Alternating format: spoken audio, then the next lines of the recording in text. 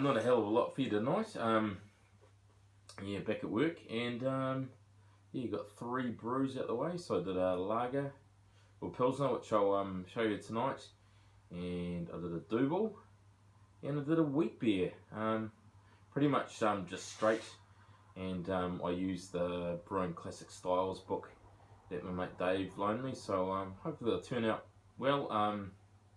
Pitched some liquid yeast, and they've been cranking within about 4 or 5 hours of pitching the yeast, so really happy with that. And yeah, I've been thinking about reviewing my counterflow chiller.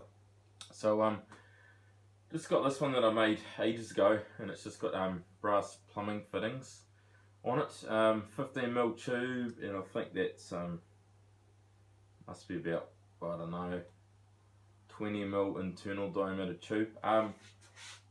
It's really good at chilling down. The only issue is if you stop to whirlpool, once you reach about, say, 70 degrees, and doing that, I've been turning off the tap water, and what that means is there's 70 degree, well, eventually it heats back up to 70 degree, the water in the outside jacket, and it's been pretty much just ballooning this outside hose, this water jacket, and deforming it. The jacket got so warm from the 70 degree warp that was heating around on the inside of the copper coil that the hose got soft, and I had a fitting on my hose that would only allow water to escape if there was another attachment plugged into it. So basically backed up with pressure, and it popped off the other day, which gave me a fright, but you know, no harm done, no water over the electrics.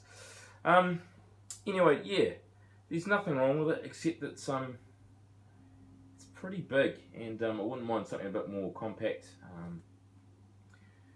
And geez, I probably just want an upgrade. But yeah, it is a bit unwieldy. Having these fittings, I've got to put the hoses on them, take them off periodically to clean. So it'd be kind of nice if I had different ends on it.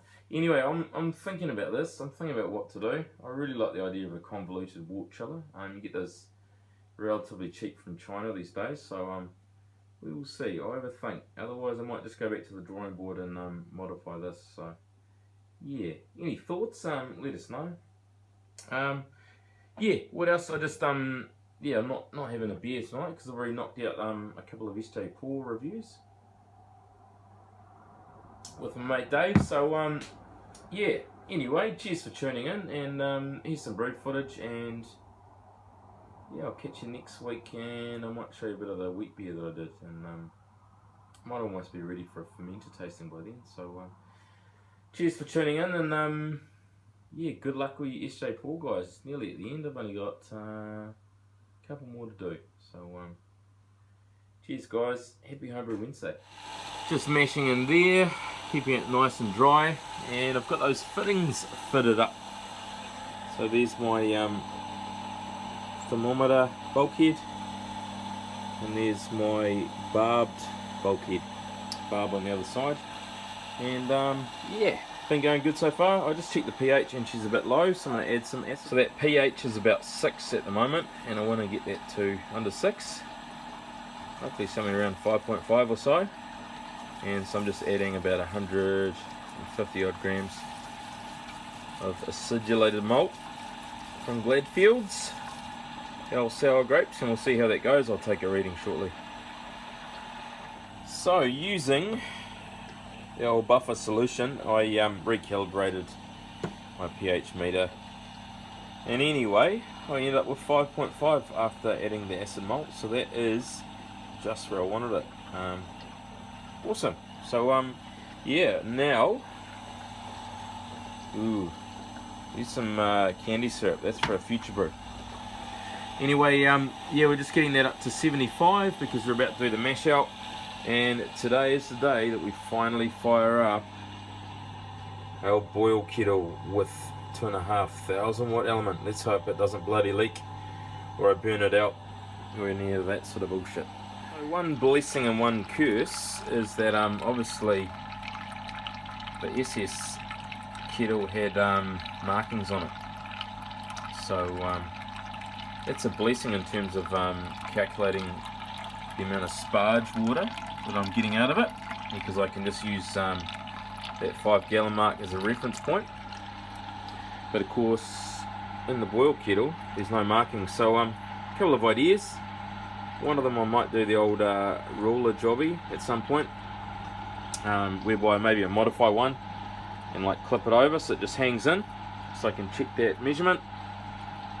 I could do the acid etching like I've seen Grant Baker and Zane do, or I could even use a number punch, but we'll see what happens. Anyway, the main thing is that I check my specific gravity, or pre-boil gravity, and then I can tell if I'm on the money, and I'm going for roughly 8 gallons, which they're the same size pot, so I can kind of just reference it off the rivets there. So not too bad. Anyway, very slow sparge, awesome. We'll see how we go.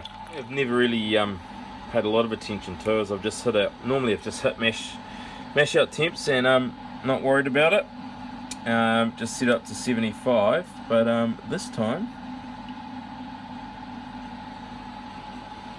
as you can see, it's checking that temperature. It's a little bit too low, 61. Really should be up to 75. Anything over 75 apparently, and it's going to extract some of the tannins. So better to be lower than higher, but 61 is a bit too low. So what I'm going to do is my manual control box here. I've unplugged the boil kettle.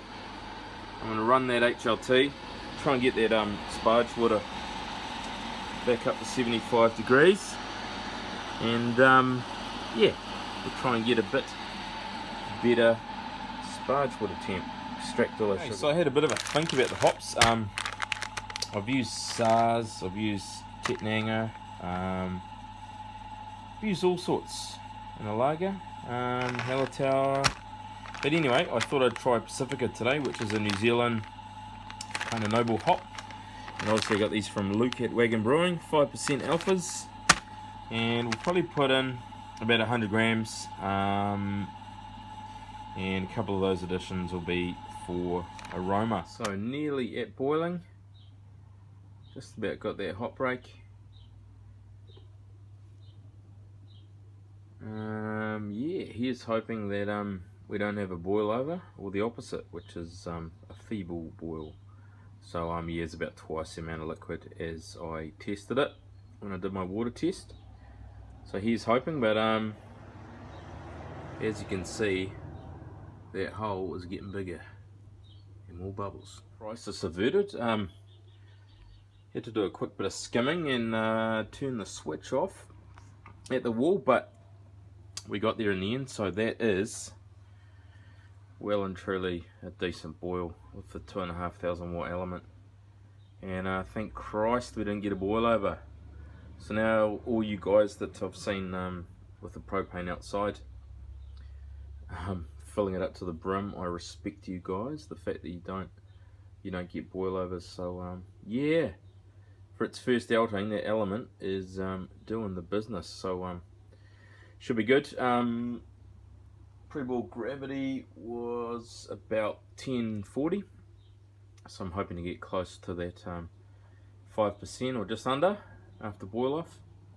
So yeah, go the electric element, way more vigorous than my induction hob. First hop drop, 33 grams of Pacifica. Smells good. Alright, 15-minute hop drop. It's 33 grams of Pacifica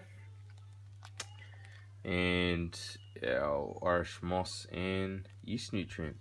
Ooh, foggy. Pretty happy with that element so far. That has been boiling like that all day, and you can see how much evaporation as well. So yeah, happy with that. This is the second to last big drop of 40 grams of Pacifica. So she should be a pretty flavoursome lager, I'm hoping. Alright, last hop drop. And that is going in to the whirlpool. 33 grams of Pacifica, all Pacifica today. There's that whirlpool at full pace. and it is cranking. Probably the biggest thing is I've chilled the wort down to 27 or so, and then what I've done is I've disconnected the counterflow wort chiller and reduced the length of pipe that the wort has to flow through, and therefore I've got kind of more pump pressure. So yeah, good flow, and hopefully it'll drop all those delicious Pacifica and Rewaka hops to the bottom.